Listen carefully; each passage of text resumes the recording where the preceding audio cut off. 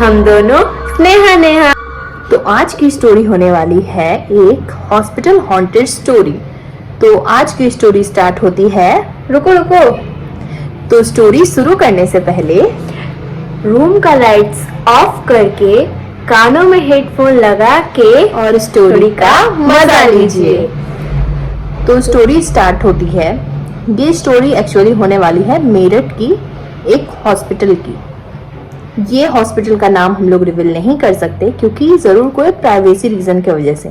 तो ये story share की है मेरी एक दोस्त ने, जिसके कजन लोग मेरठ में रहते हैं, तो उन्हें पता चली थी ये कहानी।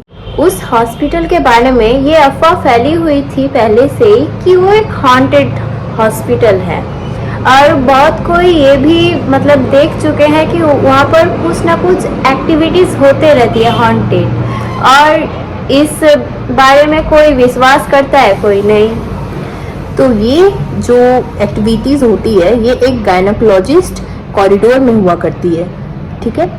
तो स्टोरी यहाँ से स्टार्ट होती है कि वहाँ पे एक नर्स वहाँ पे काम करने के लिए अपॉइंट हुई थी, जिसका नाम हम लोग क्या रखेंगे, क्या सोचिए? ईशा, ठीक है। तो वो उस लड़की का नाम ईशा था। तो उसने वहाँ पे ज्वाइनिंग की थी क्योंकि वो एक नर्स थी। तो एक दिन की बात है कि रात में वो एक पेशेंट को वहाँ पे अपॉइंट कर रही थी। तो अचानक से उसे एक आवाज आया, और वो आवाज थी एक रोती हुई औरत की, जो कि आ रही थी उसी कॉरिडोर से। और ये आवाज सुन के ईशा ने तो पहले तो इग्नोर किया। उसके बाद जब लगातार वो आवाज आने लगी तो ईशा ने सोचा कि बाहर कॉरिडोर में कौन रो रहा है। तो उसने सोचा चलो देख के आते हैं, इसके बाद दीदी बताएगी। तो उसने सोचा कि लगातार ही रोने की आवाज कहाँ से आ रही है। तो वो जैसे ही बाहर गई, वहाँ पे उसने किसी को भी नहीं देखा क्योंकि वहाँ पे कोई था ही नहीं। वो चौंक गई कि अभी जो इतनी रोने की आवाज आ रही थी और यहाँ पे तो कोई भी नहीं है। तो वो जैसे ही पीछे मुड़ी, लाइट्स फ्लिकर करने लगी। वो बहुत ज़्यादा टेंशन में आ गई। फिर उसे लगा कि शायद वो लाइट के वजह से ऐसे ही बस नॉर्मली हो रहा है। फिर उसे वही रोने की आवाज़ पीछे से दोबारा आई। जैसे ही वो पीछे मुड़ के देखी, वो देखी कि एक औरत दीवार की तरफ मुंह करके खड़ी है और वो लगातार रोए जा रही थी। ये देख के ईशा घबरा गई और उससे पूछी कि तुम क्यों रो रही हो। इसके बाद दीदी बताएगी। उसने चौंक के उसे पूछा कि तुम इतनी रात को यहाँ पे क्या कर रही हो और तुम रो क्यों रही हो। तो अचानक से वो औरत पीछे मुड़ी और ये नज़ारा देख के ईशा के होश उड़ गए, क्योंकि वो औरत इतनी भयंकर थी कि उसे देखा नहीं जा सकता था और उसके हाथों पर एक मरा हुआ बच्चा भी था। ये नज़ारा देखते हुए ईशा पूरी तरीके से घबरा गई और वो औरत ईशा की तरफ बढ़ते हुए बस एक ही बात बोल रही थी कि तुम लोगों ने मेरे साथ बहुत गलत किया, तुम लोगों ने मेरे साथ बहुत गलत किया।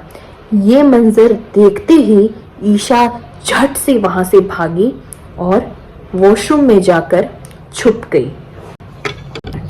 जैसे ही वो वॉशरूम में छुपी, वो सोची कि किसी को वो फ़ोन करके ये सब चीज़ें बताएगी। जब उसने अपना पॉकेट चेक किया तो उसने देखा कि वहाँ फ़ोन नहीं था, जो कि वो फ़ोन उस पेशेंट के पास ही छूट गया था। अब वो पूरा घबरा गई थी। इसके बाद दीदी बोलेगी। तो वो ये सब सोच के बहुत ही ज़्यादा घबरा गई कि अब वो किसके पास जाए ये सब बातें बताने के लिए।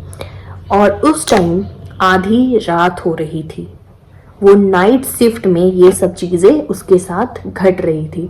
वो जैसे ही वॉशरूम के बाहर आई, वहाँ पे एक शीशा था। उस शीशे में जैसे ही उसने देखा, वो चौंक गई क्योंकि उस शीशे में उसी औरत का रिफ्लेक्शन उसके पीछे दिख रहा था। ये सब देख के वो बहुत ज़्यादा घबरा गई और जैसे उसने पीछे मुड़ के देखा, वो औरत वहाँ पर नहीं थी।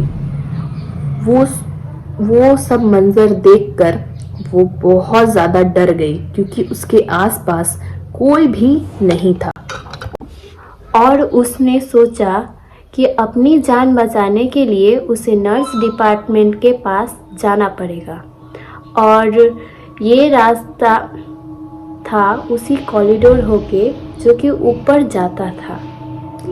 उसके आगे उसने ये सोच तो लिया, पर वो जाए कैसे, क्योंकि उसी कॉरिडोर में उसने थोड़ी देर पहले उस भयंकर आत्मा को देखा था।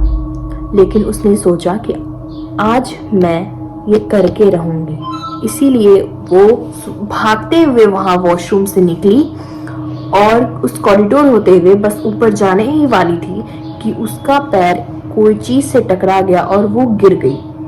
और जैसे ही उठी तो वो चौंक गई क्योंकि वो जिससे टकराई थी वो उसी औरत की मरी हुई लाश वहां पड़ी हुई थी।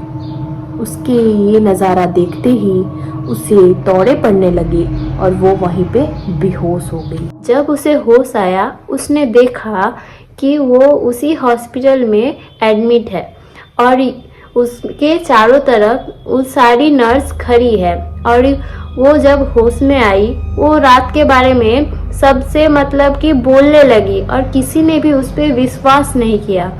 इसके बाद दीदी बताएगी। तो उसने सारी नर्सों को कल रात की घटी बातें बताई, पर किसी ने भी उसकी बातों पे विश्वास नहीं किया। उन्होंने बहाना बना दिया कि उन्होंने कह दिया कि शायद तुम अपनी शिफ्ट को लेके बहुत ज़्यादा ही परेशान हो, इसीलिए ये सब तुम्हारा वहम है, तुम कुछ दिन तक आराम करो, सारा कुछ ठीक हो जाएगा। फिर वहाँ से सारी नर्सें चली गई। लेकिन उसके बाद वहाँ पे एक बूढ़ी नर्स आई जिसने बोला उसे कि मैं तुम्हारी बातों पर विश्वास करती हूँ, क्योंकि आज से 20 साल पहले यहाँ पे एक पेशेंट आई थी जिसका नाम हम लोग रख देते हैं प्रीति। तो वो आई थी यहाँ पे अपने बेबी के डिलीवरी के लिए, जो कि उसका डिलीवरी कुछ कॉम्प्लिकेशन था और उसे बहुत ज़्यादा लेबर पेन हो रहा था और वो अपने फैमिली के साथ यहाँ पे आई हुई थी। तो डॉक्टर ने जब उसे एग्जामिन किया तो उसने उसके फैमिली को बताया कि या तो हम बच्चे को बचा सकते हैं या तो उसकी माँ को। तो उसके फैमिली वालों ने डिसाइड किया कि आप लोग बच्चे को बचाओ, लेकिन बहुत ज़्यादा कॉम्प्लिकेशन होने की वजह से सैडली वो दोनों ही इस दुनिया में नहीं रहे। इसके बाद अचानक से खबर आई कि उसके जो फैमिली वाले थे उनका घर अचानक से जल गया और वो भी सारे मारे गए। तब से ये यहाँ पे बोला जाता है कि उसकी आत्मा इसी कॉरिडोर में हमेशा घूमती है और बाकी आदमियों को परेशान करती। और वो ये सब सुन के बहुत ही ज़्यादा डर गई और उसने सोचा कि ये हॉस्पिटल मुझे छोड़ना पड़ेगा और वो तुरंत ही रिज़ाइन करती और जिस हॉस्पिटल में वो काम में लगी फिर से उस हॉस्पिटल में वो नाइट शिफ्ट में नहीं जाती थी। तो ये थी हम लोग की आज की स्टोरी। आपको कैसी लगी ज़रूर बताइएगा कमेंट में और हमें सब्सक्राइब करें और लाइक करें। Thank you, bye.